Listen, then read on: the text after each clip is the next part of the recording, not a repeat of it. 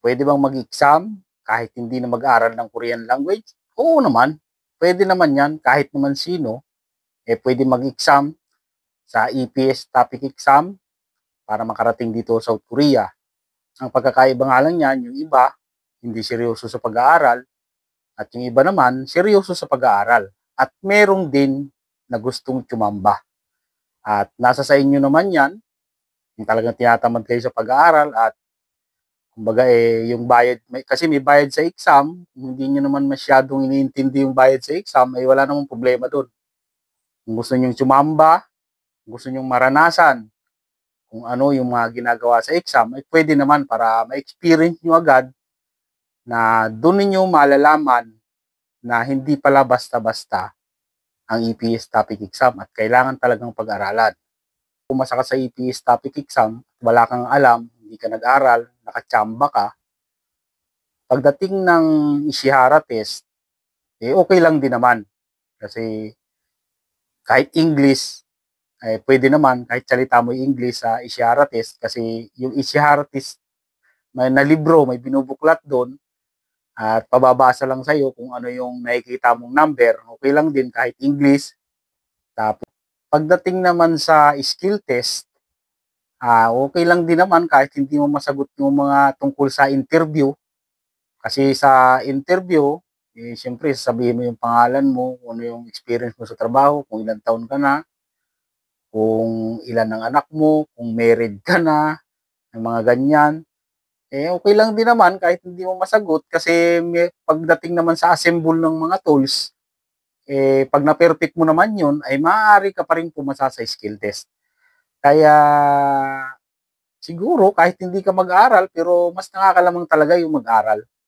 Kasi dun sa mga hindi nag-aaral, na gusto lang mag-exam, gustong tumamba, siyempre, nasa 1% lang yung pag-asa ninyong papasa sa EPS topic exam. Nasa inyo naman yan, kung talagang tinatamad kayo at gusto nyo ma-experience muna, wala nang problema dun. Wala nang bawal sa DMW na hindi naman tatanungin dun, nag-aaral ka ba ng Korean language? Wala namang ganun wala namang tanong silang ganun Tapos, ano lang dyan, kumbaga abangan nyo yung registration, pag nakapasok kayo sa registration para sa exam, di okay, makakapag-exam kayo kahit wala kayong alam.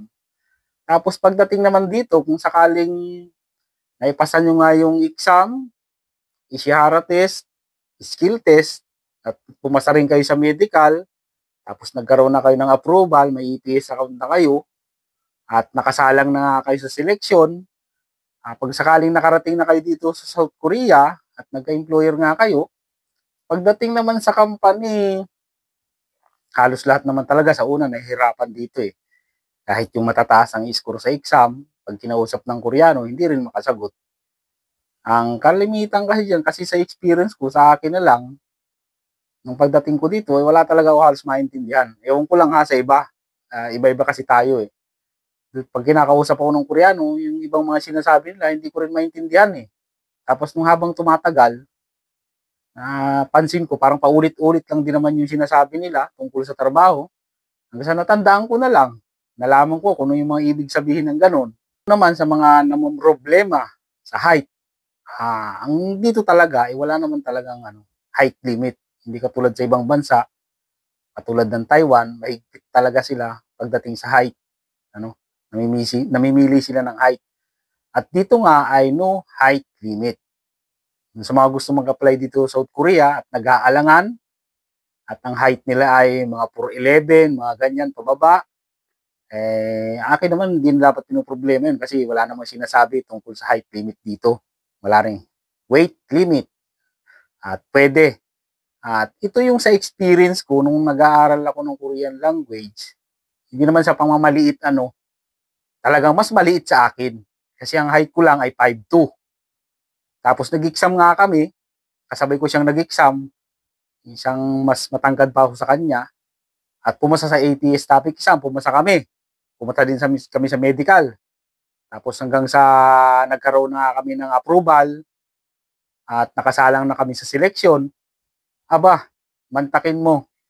Siya pa yung naunang nakaalis. 2 months simula nang nagka-approval kami, nagkaroon na siya ng employer. Nauna pa siya doon sa mas matatangkad sa kanya. di ba? Kaya diyan ko masasabi na hindi pinoproblema ang height dito sa Korea. At yun, nauna pa siyang nakaalis kaysa sa akin. Yan yung katibayan. Ito yung sabi ng teacher namin sa Korean language. Sinabi niya yung height talaga nun. 4'9 lang. Oh, lalaki. 4'9 lang ang height, nauna pa sa aming nakaalis. Kaya huwag mamroblema sa height.